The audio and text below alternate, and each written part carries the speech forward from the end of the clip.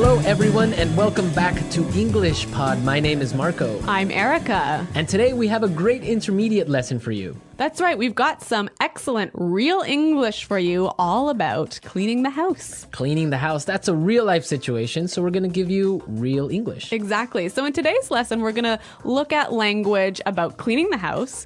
We're also going to learn a few phrases that you can use if you want to ask someone for help. And maybe if you're a little bit lazy like me, a phrase or two to avoid doing work. Okay, well, let's get started then with our vocabulary preview.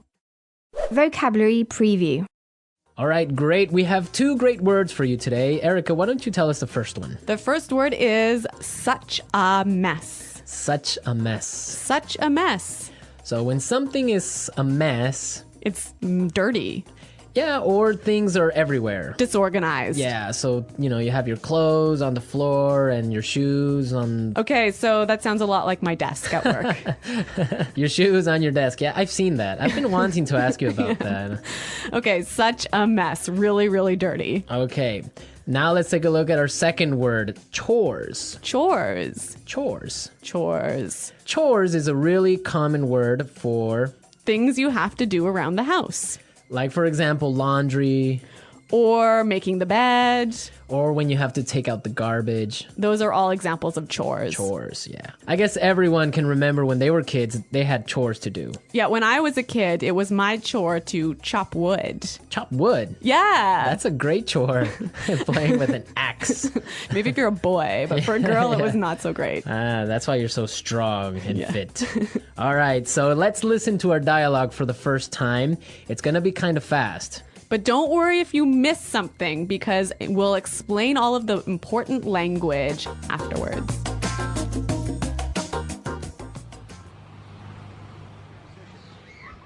Honey, the house is such a mess. I need you to help me tidy up a bit. My boss and her husband are coming over for dinner and the house needs to be spotless. I'm in the middle of something right now. I'll be there in a second. This can't wait. I need your help now. All right. I'm coming. Okay, here's a list of chores we need to get done. I'll do the dishes and get all the groceries for tonight. You can sweep and mop the floors. Oh, and the furniture needs to be dusted. You know what? I have to pick something up in the mall, so why don't you clean the floors and I'll go to the supermarket and get all the groceries. Sure, that's fine. Here's the list of all the things you need to get. Don't forget anything. And can you pick up a bottle of wine on your way home?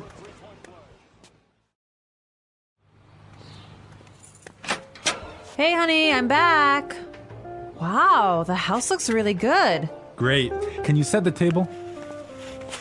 Just a sec. I'm just gonna vacuum this rug real fast. Wait, don't turn it on!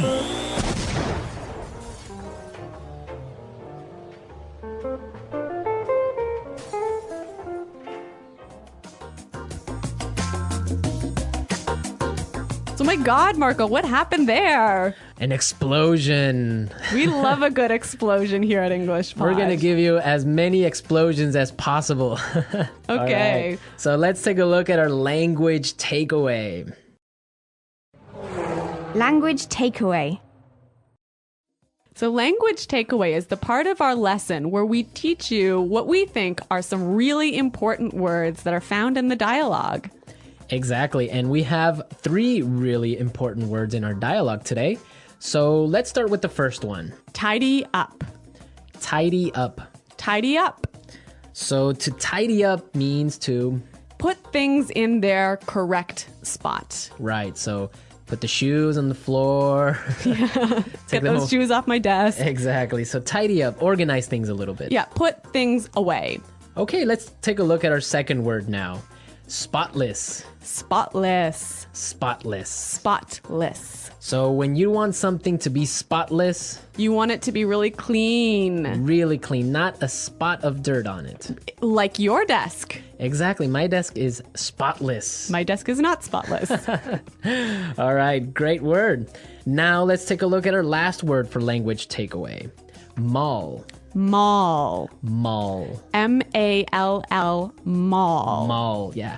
It's a strange sounding word. It is a little bit funny sounding, but it basically means a large building with many shops inside, many different stores inside. Right. Now, in British English, you would say shopping center. Yeah, I think that's a little bit more common, but in American English, we say mall. Great. So now it's time in our show to look at putting it together. Putting it together.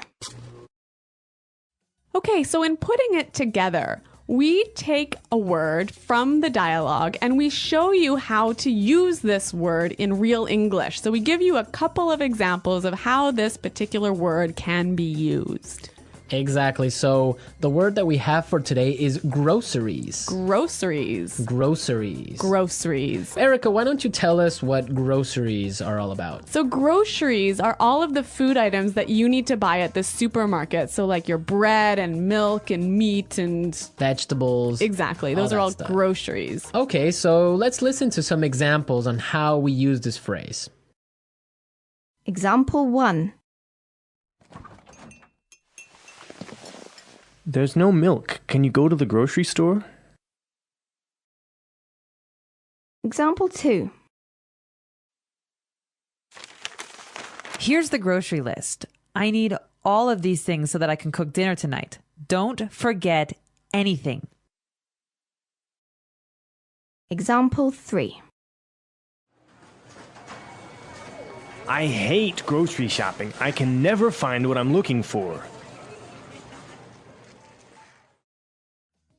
Okay, great examples. We heard some really interesting combinations, right? Yeah, we heard grocery store. Which is where you buy your groceries. Exactly. Grocery shopping. Buying all your groceries. And grocery list. Where you have all the items that you need to buy. A list of everything you need to buy. Exactly. You know, grocery store. I think this is quite a common word in Canada. Probably North America. Yeah. Do you say grocery store in America? Well, if it's a small one. Really? So Like a small store. in Canada, I say grocery store for even like a supermarket. Really? Yeah. I guess, well, I would say supermarket for a large one and grocery store for a little corner shop. All of these little differences in American Canadian English. Okay, I think it's time for us to listen to our dialogue another time. This time it'll be a little bit slower. Honey, the house is such a mess. I need you to help me tidy up a bit. My boss and her husband are coming over for dinner, and the house needs to be spotless. I'm in the middle of something right now. I'll be there in a second. This can't wait. I need your help now. All right. I'm coming. Okay, here's a list of chores we need to get done. I'll do the dishes and get all the groceries for tonight. You can sweep and mop the floors. Oh, and the furniture needs to be dusted. You know what? I have to pick something up at the mall. So why don't you clean the floors and I'll go to the supermarket and get all the groceries? Sure, that's fine. Here's the list of all the things you need to get. Don't forget anything. And can you pick up a bottle of wine on your way home? Hey, honey, I'm back. Wow, the house looks really good. Great. Can you set the table? Just a sec. I'm just gonna vacuum this rug real fast. Wait! Don't turn it on!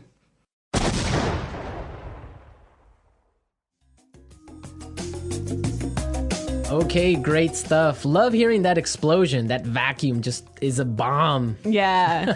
In this dialogue, there was some really interesting language that you can use if you don't want to do any chores in the house. Exactly. So it's time now for Fluency Builder. Fluency Builder.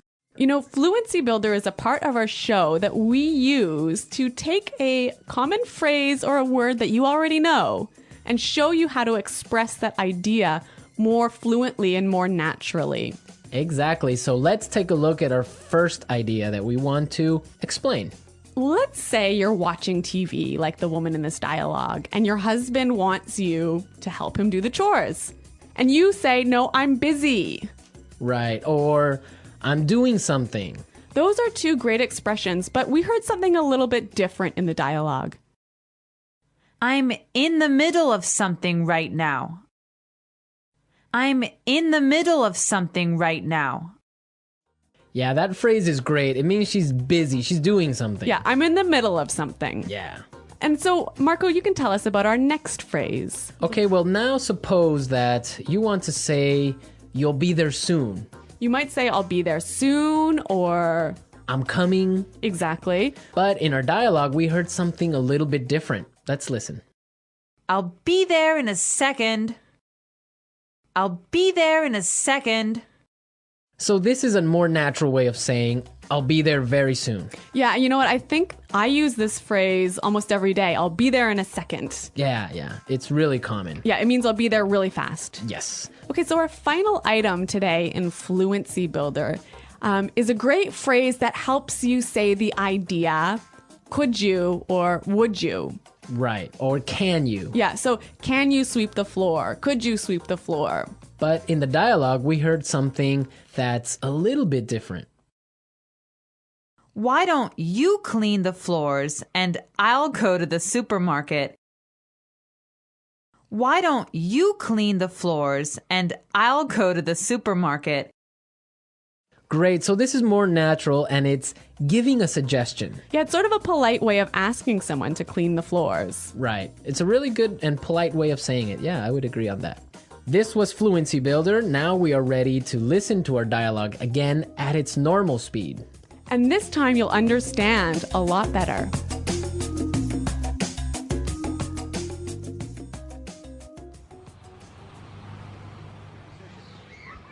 Honey, the house is such a mess. I need you to help me tidy up a bit. My boss and her husband are coming over for dinner and the house needs to be spotless. I'm in the middle of something right now. I'll be there in a second. This can't wait. I need your help now. All right. I'm coming. Okay, here's a list of chores we need to get done. I'll do the dishes and get all the groceries for tonight. You can sweep and mop the floors. Oh, and the furniture needs to be dusted. You know what? I have to pick something up in the mall. So why don't you clean the floors and I'll go to the supermarket and get all the groceries? Sure, that's fine. Here's the list of all the things you need to get. Don't forget anything. And can you pick up a bottle of wine on your way home?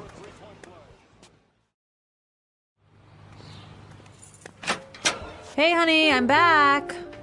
Wow, the house looks really good. Great. Can you set the table? Just a sec. I'm just gonna vacuum this rug real fast. Wait, don't turn it on!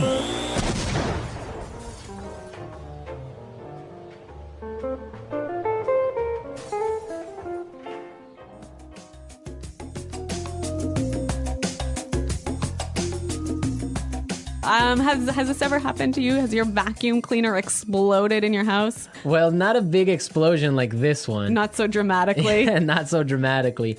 But I've had this happen to me before. Yeah. And dust everywhere. And it's a mess. You don't want to have. You know, this word vacuum is really a very American word. Yeah, vacuum. Vacuum the rug. Vacuum the carpet. Yeah, vacuum cleaner. In the UK, what did they say? Hoover. Hoover. Yeah, Hoover. Hoover the rug. Hoover the rug. Which is interesting because it's actually a brand. Yeah. So I guess it's kind of like American English. You say, pass me a Kleenex. Oh, that's true. That would be like a tissue. Yeah. So I guess they say Hoover the rug or Hoover the house. Yeah. Wow. You know, I really love these small differences in meaning that we have between American English and British English. Yeah, it's fun. Okay. Well, another interesting thing about this is that the man was doing the housework. I know. He's a house husband. Yeah. So he's the one doing all of the chores in the house. Yeah, that's the new trend now. Now it's more popular for men to stay home and take care of the babies and clean the house. Yeah, like when I was growing up, my dad would take out the garbage and that was it. My mom had to do everything else. But now I think it's becoming a lot more common, especially in North America, for the household chores to be divided between the man and the wife equally. Yeah, I think it's fair. It's Me too. fair. Yeah. You'd make a good husband, Marco. That's what they say, but they haven't married me yet. Okay. All right. Well, we're out of time, folks. Be sure to log on to our community website and you can leave all your comments. And maybe other house husbands out there can give us their feedback on what they think about this. Yeah, so check us out at englishpod.com. And thanks for listening today, everyone. Until next time, this is Marco and Erica saying Bye. goodbye.